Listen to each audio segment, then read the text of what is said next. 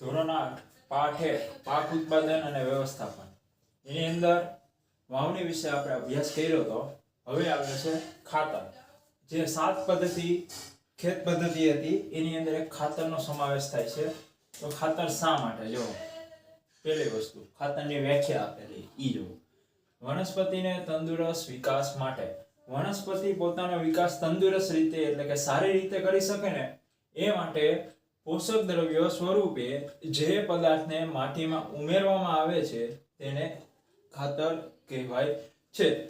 વનસ્પતિ એના તંદુરસ્ત વિકાસ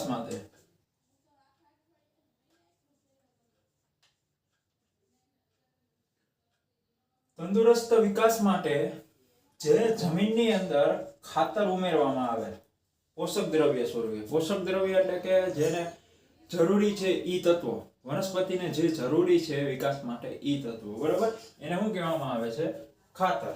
જો આગળ પેજ નંબર 5 ઉપર વનસ્પતિના તંદુરસ્ત વિકાસ માટે પોષક દ્રવ્ય સ્વરૂપે જે પદાર્થને માટીમાં ઉમેરવામાં આવે છે તેને કુદરતી અથવા તો કૃત્રિમ ખાતર કહેવાય છે. ખાતરના બે પ્રકાર એક છે કુદરતી અને એક છે કૃત્રિમ. જો ગુજરને પ્રશ્ન થયો છે મેં એક ખેતરમાં ઉગેલા સ્વસ્થ પાકને જોયું જ્યારે પાસેના ખેતરમાં છોડ નબળા હતા કેટલાક છોડ અન્ય છોડની સરખામણીમાં વધારે સારી રીતે કેવી રીતે ઉગે છે તો કે એને પોષક દ્રવ્ય જમીનમાંથી વધુ પ્રમાણમાં મળ્યા હોય સારી રીતના મળ્યા એટલે સારી રીતના ઉગશે. જો ભૂમિ પાકને ખનિજ તત્વો પ્રદાન કરે છે. જમીન છે આપણે ઈ પાકને શું કરે ખનિજ તત્વો બરોબર. જો વનસ્પતિને 3 વસ્તુ જરૂરી કાર્બન ડાયોક્સાઇડ વાયુ પાણી અને ખનિજ તત્વો એમાંથી ખનિજ તત્વો ક્યાંથી મળે ભૂમિમાંથી જે પાકની વૃદ્ધિ માટે આવશ્યક છે. કેટલાક ક્ષેત્રમાં ખેડૂત ખેતરમાં એક પછી બીજો પાક ઉમેરે છે. ખેતર ત્યારે ખાલી છોડતા નથી. કલ્પના કરો કે પોષક દ્રવ્યનું શું થાય છે બરાબર. ખેતર કોઈથી ખાલી ના છોડે એક પાક લીધા પછી તરત જ બીજો પાક લઈએ તરત જ ત્રીજો પાક લઈએ તો જમીનની અંદર પોષક દ્રવ્ય શું થાય ઘટતા જાય. તો એની માટે શું કરવાનું ખાતર ઉમેરવું જોઈએ ખેડૂતને. જો સતત પાકને ઉગાડવાથી માટીમાંથી કેટલાક પોષક દ્રવ્યો ઓછા થઈ જાય છે. આ ક્ષતિ પૂરી કરવા માટે ખેડૂત ખેતરમાં કુદરતી ખાતર આપે છે. ખેતરની અંદર સતત એક પછી એક પાક લીધા રાખીને તો એની અંદર નીચેનો પોષક દ્રવ્યો શું થઈ જાય ઓછા. તો શું કરશે ખેડૂત માથેથી ખાતર નાખશે. આ પ્રક્રિયાને ખાતર આપવાની પ્રક્રિયા કહે છે. અયોગ્ય અથવા તો અપૂરતા કુદરતી ખાતર આપવાથી છોડ નબળા પડી જાય છે. જો વધુ ઓછા પ્રમાણમાં કુદરતી ખાતર આપવામાં આવે કે પોષક દ્રવ્યો એને છોડને ના મળે તો શું થાય છોડ નબળા પડી જશે. કુદરતી ખાતર એ એક કાર્બનિક પદાર્થ છે કે જે વનસ્પતિ પ્રાણીઓના વિઘટનથી પ્રાપ્ત થાય છે. ખેડૂત વનસ્પતિ તેમજ પ્રાણીઓના નકામા દ્રવ્યોને એક ખાડામાં એકઠા કરી અને તેનું વિઘટન થવા માટે ખુલ્લા છોડી દે છે. વિઘટન કેટલાક સૂક્ષ્મજીવો દ્વારા થાય છે. વિઘટન પદાર્થને કુદરતી ખાતરના સ્વરૂપે ઉપયોગમાં લેવામાં આવે છે. ધોરણ 6 માં વર્મીય કમ્પોસ્ટ અથવા તો અળસિયાનું ખાતર તૈયાર કરવા વિશે અભ્યાસ કરી ચૂક્યા છો. જો એને શું કીધું ખેડૂત હોય ને આ જે જમીન છે ને તો જમીનની અંદર એક ખાડો કરશે બરાબર. ખાડો કરશે. હવે ખાડાની અંદર નકામા પ્રાણી કે વનસ્પતિ ના નકામા પદાર્થ આની અંદર નાખશે બરોબર. હવે 6 થી 7 મહિના સુધી ઈ ખુલ્લું રાખીને બરોબર વિઘટન કરશે. અમુક સૂક્ષ્મ દ્રવ્યો દ્વારા આનું વિઘટન થશે પછી આ શું થઈ જાય ખાતર બની જાય બરોબર છે. ધોરણ 6 ની અંદર વર્મીય કમ્પોસ્ટ અથવા તો અળસિયાનું ખાતર વિશે આપણે ભણ્યા હતા. અને પછી જો પ્રવૃત્તિ 1.2 નથી કરવાની.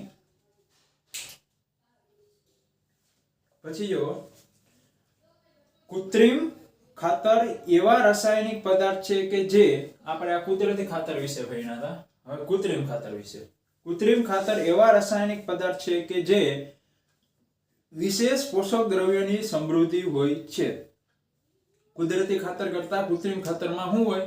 વિશેષ વધુ પડતું પોષક દ્રવ્ય હોય. તે કુદરતી ખાતરથી કેવી રીતે અલગ હોય છે? કૃત્રિમ ખાતરનું ઉત્પાદન કારખાનામાં કરવામાં આવે છે.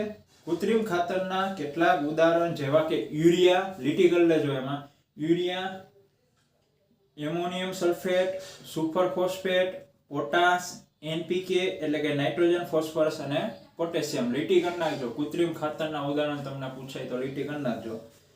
તેના ઉપયોગથી ખેડૂતને ઘઉં તથા મકાઈ જેવા પાકની સારી ઉપજ પ્રાપ્ત કરવામાં સહાયતા મળે છે. પરંતુ કૃત્રિમ ખાતરના અત્યંત વધારે ઉપયોગથી જમીનની ફળદ્રુપતામાં ઘટાડો થાય છે. હવે કૃત્રિમ ખાતર છે કે જે મેન વસ્તુ કરું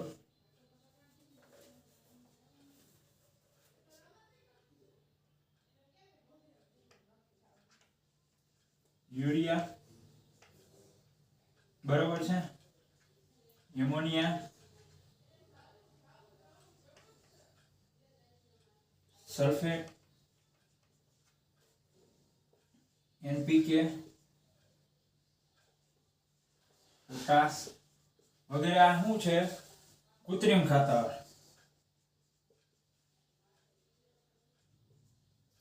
બરોબર, આ યાદ રાખજો. આના વધારે પડતા ઉપયોગથી જમીનની શું થાય છે? ફળદ્રુપતા ઘટી જાય છે. પણ કુદરતી ખાતરથી ઉપયોગથી જમીનની ફળદ્રુપતા ઘટતી નથી. તે જળ પ્રદૂષણનો પણ સ્ત્રોત છે. એટલે કે જળ એટલે કે પાણીનું પ્રદૂષણ કરશે, પાણી ખરાબ કરી નાખશે. કોણ? કૃત્રિમ ખાતર.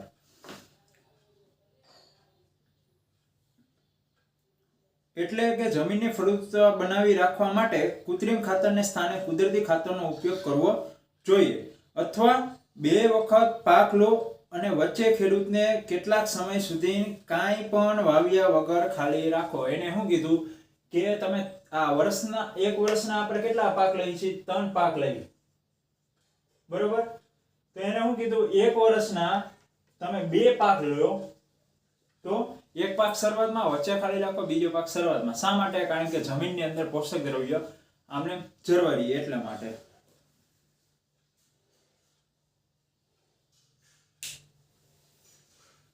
જો પછી કુદરતી ખાતરના ઉપયોગથી જમીનના બંધારણ તેમજ જળ સંગ્રહ ક્ષમતામાં વધારો થાય છે. જમીનનું બંધારણ સારી રીતના રહે અને જે જમીન જળ સંગ્રહ એટલે કે પાણીને જાળવી રાખે છે જમીનમાં, એ સંગ્રહ વૃત્તિ વધુ પ્રમાણમાં રહે. તેનાથી જમીનમાં બધા જ પોષક દ્રવ્યોની પૂર્તિ થાય છે. જમીનમાં પોષક દ્રવ્યોની પૂર્તિ માટેની અન્ય એક રીત છે પાકની ફેરબદલી. ફેરબદલી એટલે કે એક વખત કપાસ વાવો, એક વખત માંડવી વાવો, પછી એક વખત ઘઉં વાવો, એવી રીતના ફેરબદલી, વારા ફરતી વારા.